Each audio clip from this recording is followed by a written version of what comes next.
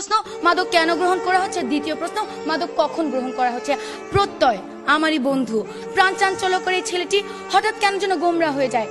পিতামাতার বিবাহ বিচ্ছেদের বিষয়টি সে কোনোভাবে মেনে নিতে না পেরে মাদকাসক্ত হয়েছে। স্পিকার, আমি যখন তাকে জিজ্ঞেস করি তখন সে আমাকে উত্তরে বলে যে সিমিন, আমি যখন ঘুমের ওষুধ খাই না তখন আমার শান্তি লাগে, আমি না সব ভুলে যাই। মা বাবা যতই ঝগড়া করুক না কেন আমার কিছুই আমার কানে যাচ্ছে না।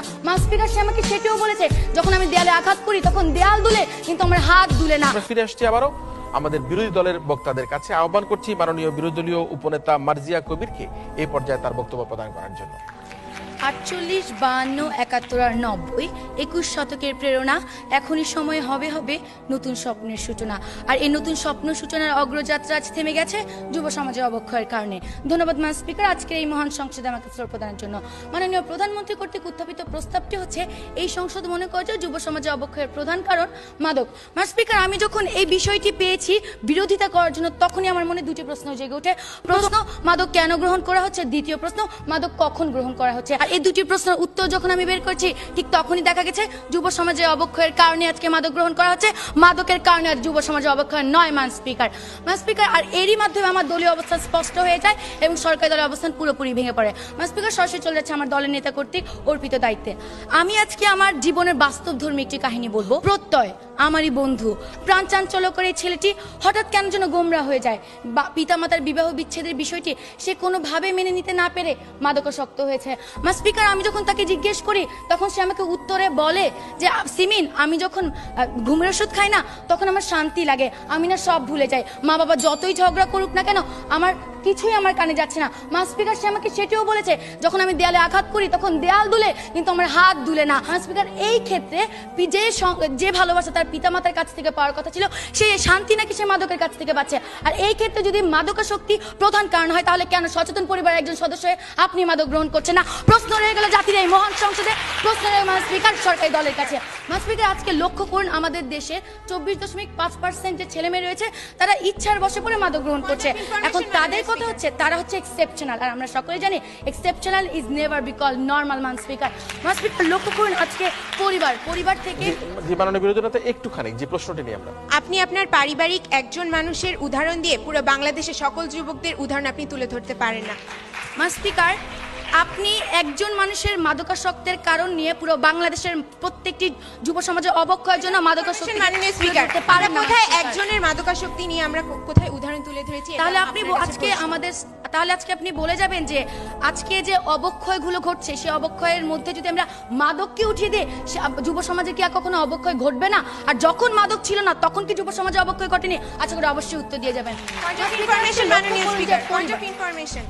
যখন মাদক ছিল না তখন অবক্ষয়ের মাত্রা এত ছিল না। দিনে দিনে মাদকের সহজলভ্যতা এবং মাদকের পরিমাণ দিন দিন বৃদ্ধি পাচ্ছে। শেষে এখন এই জন্যই আমাদেরকে আমরা সেই ব্যাখ্যায় পরে যাব। মাননীয় সংসদ নেতা আসুন আপনার বক্তব্য প্রদান করুন। স্পিকার, পরিবার a strong family bondage is a precondition for a successful social administration.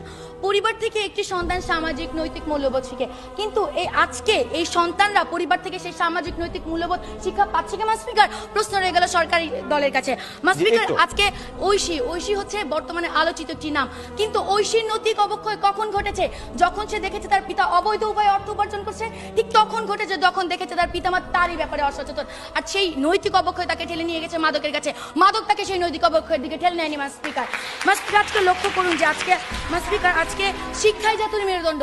আর কতটুকু নৈতিকতার বিসর্জন দিলে আজকে আমাদের বাংলাদেশের সর্বোচ্চ বিদ্যাপীঠ ঢাকা ইউনিভার্সিটির কয়েকটি প্রাঙ্গণ আজ পরিণত হয়েছে গাধা রাস্তায়। স্পিকার, আর কত নৈতিকতার বিসর্জন দিলে আপনারা স্বীকার করবেন যে যুব সমাজের অবক্ষয়ের প্রধান কারণ কখনোই মাদক নয়? স্পিকার, আজকে যখন আমরা আরেকটা প্রশ্ন নেই, শেষ প্রশ্ন। জি, একজন বিবেকবান বিবেক সম্পন্ন মানুষ কি ইচ্ছা করে নিজের সচেতন জ্ঞানে সে কি সমাজের অবক্ষয় ঘটাবে? স্পিকার, প্রশ্নটি খুবই হাস্যকর। আমরা তো আজকে সেটাই বলছি, একটি সচেতন মানুষ কখনো মাদক গ্রহণ করছে না।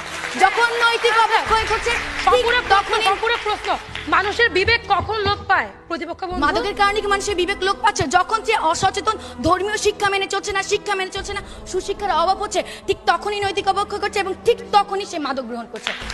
আমি আমার বক্তব্য অনেক পরিবারে আজকে লক্ষ্য করুন যে অর্ডার প্লিজ।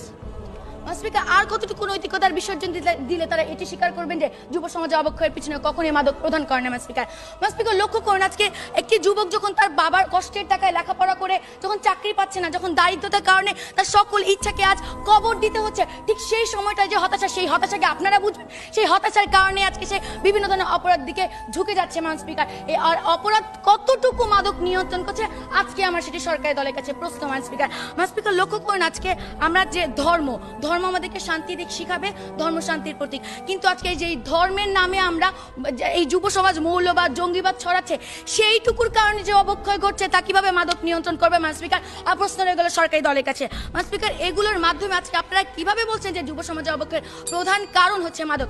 স্পিকার, আজকে আমি বিভিন্ন ধরনের কারণের মাধ্যমে এটি স্পষ্ট করে দিয়ে গেলাম যে যুব সমাজের অবক্ষয়ের প্রধান কারণ কখনোই মাদক নয়। আমার দলের সাংসদের এসে আরো স্পষ্ট কারণ দেখিয়ে যাবেন স্পিকার। আজকে যদি তারা এটি প্রমাণ করতে চাইতো যে যুব সমাজ অবক্ষয়ের প্রধান কারণ, তাহলে তাদের এটিও প্রমাণ করার কথা ছিল যে আমরা যে আমাদের দলের নেতা এবং আমি যে ক্ষেত্রগুলো দেখে গেছি, সেই ক্ষেত্রগুলো যুব সমাজের অবক্ষয়ের পিছনে কখনোই প্রধান কারণ হিসেবে দায়ী নয় স্পিকার। কিন্তু তারা সেটি দেখাতে ব্যর্থ হয়েছেন।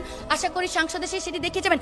যদি সেটি দেখাতে না পারেন, তাহলে আজকের এই মঞ্চের প্রত্যেকটি মানুষ মানতে বাধ্য, যুব সমাজের অবক্ষয়ের পিছনের প্রধান কারণ কখনোই মাদক নয়। আজকে নৈতিক অবক্ষয়ের কারণে, পারিবারিক অসচেতনতার কারণে অবক্ষয় ঘটছে এবং সেই অবক্ষয় তাকে নিয়ে যাচ্ছে মাদকের দিকে স্পিকার। আজকে তাদের কথা শুনে মনে হচ্ছে যে তাদেরকে যদি কেউ ইট ছুঁড়ে মারে, তারা তাদের বিপরীতে ফুল ছুঁড়ে মারবে, কিন্তু সেই ফুলের সাথে যে টপটি থাকবে সেটি তারা আজকে অস্বীকার করে যাচ্ছে স্পিকার। আজকে তারা তিনজন চোখ বন্ধ করে রাখতে পারে, কিন্তু এই 16 কোটি বাঙালির সাথে আপনার চোখটিও খোলা আছে স্পিকার।